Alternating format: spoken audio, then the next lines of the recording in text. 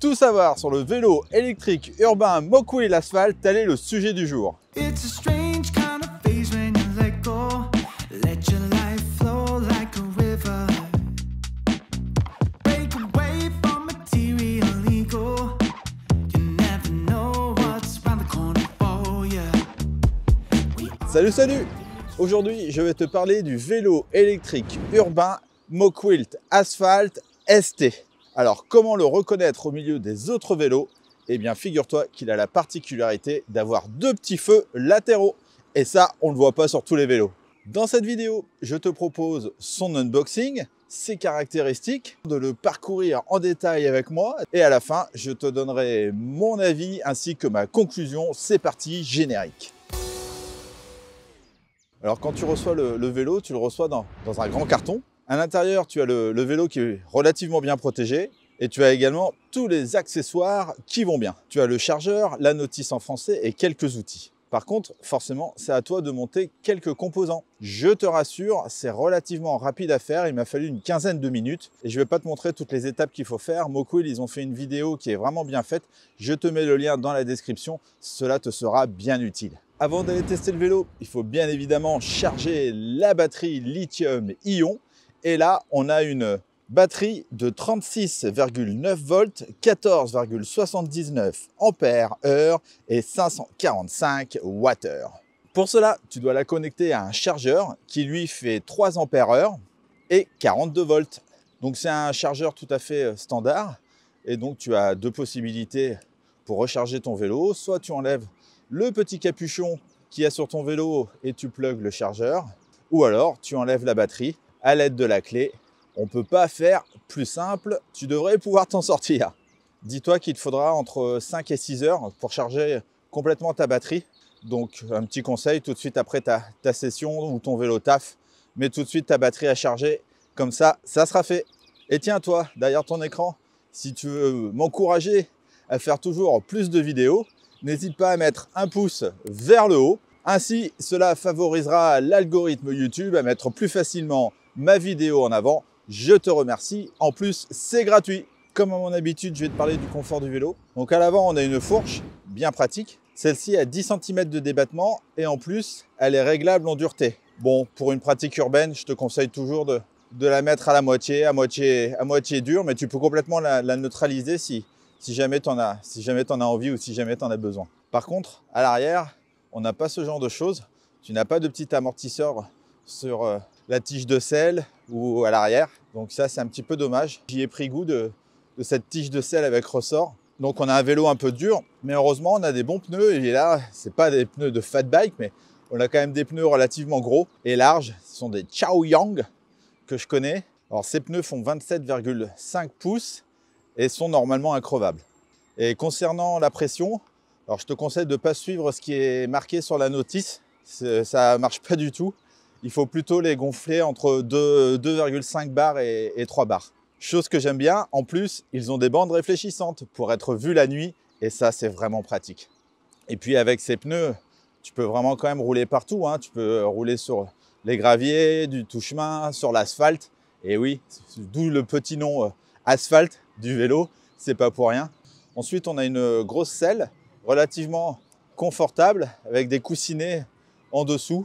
C'est pas la mieux, c'est pas la pire. Elle est dans la moyenne. En tout cas, elle fait le job qu'on lui demande.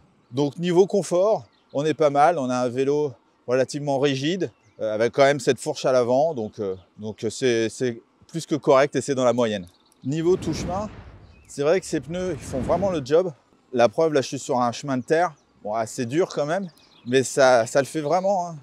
Du coup, ce vélo, il est certes urbain, mais il peut aussi te servir le week-end ou si tu habites à la campagne, au bord de mer, pour tes vacances. Donc, j'aime bien cette Chaoyang. Alors, niveau position de conduite, c'est difficile de faire mieux. J'ai une position ultra droite. Je risque pas de me faire mal au dos. Je suis légèrement en appui sur les poignets et heureusement pas trop, parce que les poignées elles sont relativement classiques. C'est des poignées en caoutchouc basique, même pas ergonomique. Et ce guidon en forme de moustache est réglable, que ce soit en hauteur, en inclinaison. Donc tu peux vraiment le régler comme tu le souhaites. Et ça, c'est un point très positif pour un vélo urbain. Allez, on va faire le test de freinage. Donc on a des freins hydrauliques, Tektro, Shimano, donc ça c'est bien. À l'avant, à l'arrière avec double piston. Et ils sont associés à des disques de 180 mm. Allez, là je suis à 26, 27, sachant que le vélo est neuf. Donc je vais freiner un peu sec. Bon, tu vois, il me faut que quelques mètres pour freiner. Donc on peut dire que le vélo freine vraiment bien. Il faut que je te parle du poids du vélo. Parce qu'on a un vélo, tout compris avec la batterie, qui pèse 24 kg. Alors c'est pas le vélo le plus léger, mais c'est pas non plus le vélo le plus lourd. Du coup, il est dans la moyenne et je trouve ça pas mal parce que si tu as des petites marches et que tu veux le porter, bah, tu peux toujours le soulever sans trop de problèmes. Alors il n'a pas une poignée de portage, hein, il faut le porter par le cadre, mais en tout cas c'est possible. Donc voilà, 24 kg, un vélo avec un poids dans la moyenne. Tiens toi, justement, derrière ton écran, maintenant que tu commences à connaître un petit peu le vélo, n'hésite pas à me mettre dans les commentaires ci-dessous ce que t'en penses. Tu l'aimes pas, tu le trouves sympa, pas sympa. J'aimerais bien connaître ton retour. Alors, ça donne quoi ce moteur? Déjà, c'est un moteur qui se trouve dans le moyeu de la roue arrière. Et il est associé à un capteur de couple. Le moteur fait 250 watts et 45 Nm de couple. Il est associé à une transmission Shimano tournée de 7 vitesses. Mais attention, à l'arrière, ce dernier n'a pas de protection de dérailleur. Il te propulse jusqu'à 25 km/h, voire même un petit peu plus si tu appuies un peu plus, afin de respecter la législation française des vélos électriques, malheureusement. Alors, je vais me mettre en assistance 1, vitesse 5, et là, je roule tranquillement à 15 km/h. En assistance 2, on accélère un petit peu, je suis déjà à 20 km/h. En assistance 3, j'arrive à 22, 23. En assistance 4, je suis à pareil, 24 km/h. Et si je passe en 5, là je suis encore une petite accélération. Et là je suis en légère côte, hein, et je suis à 25,2, 25,6. Voilà, 26, 27. Donc l'assistance fait vraiment bien son job. C'est exactement ce qu'on demande pour un vélo urbain. Alors, ça donne quoi ce vélo en montée? Eh bien, écoute, là, j'ai une petite côte tranquille. Mais sincèrement, ça monte tout seul. Je suis à 25, 9, 26 km/h. Et j'appuie pas comme un malade. Et en plus, je suis en vitesse 7. Donc, pour une pratique urbaine, si tu as des petites côtes, je pense que vraiment, ça fera le job. Et il t'aidera à monter toutes les côtes dont tu as besoin. Du coup, faisons le test du vélo sans assistance. Alors, je me mets assistance 0. Hop, vitesse 3. Ah, j'ai changé mes vitesses à l'arrêt, c'est pas terrible. Alors, bon. Allez, vitesse 2. Bon, bah voilà, hein, j'ai un vélo, tout ce qu'il y a de plus musculaire. Je sens quand même qu'il fait un peu son poids. Je pensais que ça serait un peu plus facile. Mais bon, si jamais tu es en panne de batterie et que tu dois pédaler normalement avec ce vélo, eh bien figure-toi que tu peux pédaler sans assistance électrique. Tu y arriveras facilement. Après, je ne ferai pas 60 km, je pense, comme ça, avec un vélo de 24 kg, mais ça se fait quand même très très bien. Et du coup, niveau départ arrêté, ça donne quoi? Alors, je me suis mis en vitesse 4, assistance 5. Oh là, ça part vite quand même, hein. 14, 18, 20, 25, 26. Donc tu vois, il m'a fallu que quelques secondes pour arriver à 26 km/h. Donc on a un vélo relativement réactif. Et tiens, justement, testons la réactivité de ce vélo. Et donc la réactivité, ça veut dire quoi? Ça veut dire au bout de combien de tours de pédalier, l'assistance se met en route. Donc hop, je vais me mettre à un quart, j'appuie, hop, quasiment instantané. C'est quasiment instantané comme sur un moteur central. Et ça, c'est grâce au capteur de couple. Donc on a un vélo très réactif et qui te propulsera rapidement à tes 25 km/h réglementaires. Concernant l'autonomie, le vélo est vendu pour faire entre 45 et 65 km. Et figure-toi que vraiment, je les crois. Enfin, surtout plus près des 60 km. Parce que là, j'ai fait un peu plus de 20 km et ma jauge de batterie n'a pas beaucoup descendu. Alors, je me méfie aussi parce que parfois les réglages ne sont pas forcément très bien faits. Alors que je roule quand même principalement à 25 km/h en assistance 5. Donc, je t'écris ici sur le côté. Je te dis exactement combien de kilomètres j'aurais fait à la fin de cette session test. Mais l'autonomie a l'air vraiment bien, quoi. Alors, bien évidemment, hein, cette autonomie va dépendre aussi, toi, de ton côté, de la manière dont tu utilises cette vitesse, de ton dénivelé, de la température extérieure. Moi, franchement, j'ai fait que du milieu urbain et je vais faire que du milieu urbain avec très peu de côtes. Donc, ça te donnera vraiment un avis. Je vais donc rouler jusqu'à ce que la batterie soit complètement ou quasi à zéro. Allez, il est temps, dans cette partie de la vidéo, que je te parle du poste de pilotage. On a donc un large cintre, ou guidon, comme tu préfères, qui fait 68 cm. Donc c'est large hein, quand même par rapport à certains autres vélos que j'ai pu tester. En tout cas, ça passe à peine une porte. Mais il a une forme courbée qui est vraiment très pratique au niveau du confort. Tu as bien évidemment les poignées dont je t'ai parlé tout à l'heure. Je ne vais pas revenir dessus. Tu as les leviers de frein hydraulique de chaque côté qui sont pas mal. Tu peux freiner avec 2 doigts. Donc ça, j'aime bien ce système. Alors à gauche, tu as le contrôleur. Celui-ci, avec le bouton du haut, te permet d'allumer ou d'éteindre le vélo.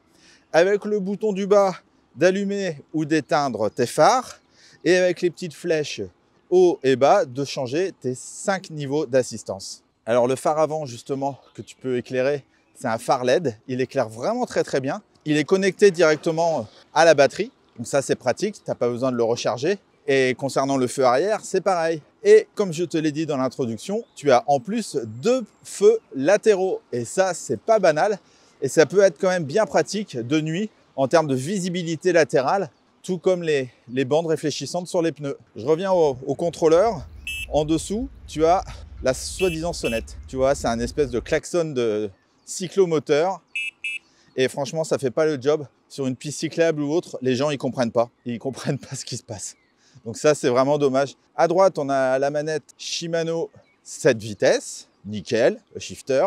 Et au milieu, on a le display. Alors sur ce display, tout autour, tu peux voir ta charge de batterie, tu peux voir ta vitesse en km/h, tu peux voir ta distance parcourue, tes niveaux d'assistance, ton temps de parcours, le temps total. Bref, tu as plein d'options sur ce display. Et on y revient à la fin de cette vidéo car je te montrerai exactement comment régler complètement tous les paramètres de ton vélo. Quelques détails supplémentaires. Alors le vélo est composé d'un cadre en aluminium, comme la majorité des cadres de vélo électrique. Il se décline en 2 modèles. Tu as le modèle classique et le modèle ST. Alors j'aime pas trop dire ça, mais on va dire que tu as un modèle un peu plus masculin et un modèle un peu plus féminin avec un col de cygne. Ce dernier, il permet d'enjamber facilement le vélo. Et donc à la base, c'était pour que ces dames en robe, en tout cas, puissent monter facilement sur le vélo. Par contre, tu n'as pas d'insert sur le cadre pour y fixer un porte-gourde ou un antivol. Ça, c'est un petit peu dommage, parce que c'est quand même pratique quand tu as ça sur ton vélo. Sur le porte-bagages, tu peux y fixer vraiment facilement tes sacoches, comme ce que j'ai derrière, comme tu peux le voir. Je trimballe toujours mon matériel photo et vidéo. Donc avec ce porte-bagages, tu as vraiment un vrai vélo taf. Et tu as des inserts aussi à l'avant, si jamais tu veux mettre un porte-bagages à l'avant. Bon, tu as le choix en tout cas, tu as la possibilité de le faire, ça c'est bien. Tu as aussi 2 grands garde-boue en plastique qui font tout à fait le job. Et enfin, tu as la béquille latérale qui, elle, est tout ce qu'il y a de plus classique, mais qui fait ce qu'on lui demande concernant les caractéristiques de ce vélo. Il est disponible en 3 couleurs, en blanc, comme j'ai là actuellement, ou alors en lavande ou en gris un peu anthracite. Niveau taille, il fait 1,84 m de long et il conviendra pour une personne entre 1,60 m et 1,90 m. Niveau charge max, on est sur du classique avec du 135 kg max en termes de charge sur ce vélo. Le Mockwheel Asphalt ST est à l'heure où je te parle vendu 1 499 €. Mais grâce au magazine Le Vélo Urbain, tu peux profiter d'un code de réduction. Pour en profiter, rien de plus simple, je te mets le lien dans la description ci-dessous. On arrive donc à la fin de cette vidéo. Et donc, quels sont les plus de ce vélo? Eh bien, son autonomie, c'est quand même assez incroyable. Je ne pensais pas faire autant de kilomètres avec ce vélo. Je suis vraiment bluffé dans le bon sens. C'est un vélo accessible pour toutes et pour tous. Il est simple d'utilisation, assez simple d'entretien, simple à manipuler. C'est un vrai vélo urbain qui a absolument tout ce qu'on lui demande, en tout cas pour ce type de vélo. Il a des feux sur les côtés qui sont bien pratiques et qu'on n'a pas l'habitude d'avoir sur d'autres types de vélos. Niveau finition, j'ai vraiment rien à dire. C'est un vélo très bien fini, les soudures sont très bien faites, la batterie est très bien intégrée dans son cadre. Et enfin, on a une vraie bonne position de conduite et un vélo très confortable. Et donc, parlons des axes d'amélioration, car bien évidemment, le vélo parfait, il n'existe pas, tu le sais bien. Avoir une tige de selle avec un amortisseur, ça serait quand même pas trop mal d'avoir ça en plus dans les axes d'amélioration. Le guidon, attention, c'est pratique hein, d'avoir un guidon bien large, mais ça a aussi un inconvénient, c'est quand tu te faufiles dans la circulation urbaine, ça peut être un peu gênant. C'est vraiment un détail, hein. Puis si jamais tu le trouves trop long, tu peux toujours le couper de quelques centimètres de chaque côté. Hein. Concernant les poignées, oui, les poignées ergonomiques aussi, ça serait bien, je m'y suis habitué. Je trouve que ça coûte pas très cher à mettre sur un vélo et c'est un vrai confort supplémentaire. Et enfin, ça j'y arrive toujours pas. Je veux une vraie sonnette sur un vélo ou alors faites-moi un vrai bruit de sonnette, même électronique, mais pas un klaxon, quoi. Donc ça, c'est à bannir. Allez, maintenant, on va interagir avec les paramètres du vélo. Donc, j'allume le vélo avec le bouton du haut. Voilà. Ensuite, j'appuie sur plus et moins en même temps. Donc là, j'ai accès à un premier menu qui me permet de changer la luminosité.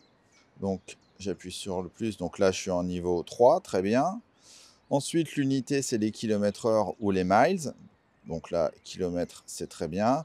Mode de démarrage on s'en moque, réinitialiser c'est si tu veux tout réinitialiser, et la langue c'est si tu veux anglais, allemand, etc., etc. Ensuite tu as un deuxième paramètre, si tu veux changer ta vitesse maximum. Là tu dois appuyer sur plus, moins et le bouton de la lumière. Et donc ici, tu vois, tu as vitesse, limite de vitesse. Moi, je l'ai bridé à 25 km/h pour respecter la législation française, mais tu peux aller beaucoup plus loin. Alors, il n'a pas de limite, hein, tu peux aller jusqu'à 70 km/h, mais bien évidemment, je te le déconseille. Mais si tu veux, tu peux aller jusqu'à 45 km/h. Et donc, pour valider, voilà, tu appuies sur le bouton du haut. Ensuite, tu as d'autres paramètres, mais je te déconseille d'y toucher. L'engrenage, le niveau de tension, le diamètre des roues, le tech magnétique, le mode de conduite, les réglages d'intensité et le reset d'usine. Voilà, je t'ai tout montré. En conclusion, tu as avec ce vélo Asphalt Mokwill ST un véritable vélo urbain. Franchement, je ne vais pas dire qu'il est parfait, mais en tout cas, il est absolument tout ce qu'on demande sur un vélo urbain de ce type. Il est fonctionnel, il est simple d'utilisation, il a une bonne autonomie, il n'est pas connecté à un smartphone. Donc que ce soit pour du vélo taf ou de la balade ou du loisir, c'est un super vélo, tu peux l'acheter les yeux fermés sans problème. En plus, il est à un prix relativement intéressant, ce qui lui ajoute une qualité supplémentaire. Je le redis, c'est vraiment une très très bonne surprise. Voilà, c'est terminé pour cette vidéo. Merci de l'avoir regardé jusqu'au bout. J'espère en tout cas qu'elle t'a été utile. Si jamais tu as des questions concernant ce vélo, n'hésite pas à les poser dans les commentaires ci-dessous. J'y répondrai bien évidemment avec grand plaisir. À suivre d'autres vidéos du monde du vélo urbain. Ciao, ciao!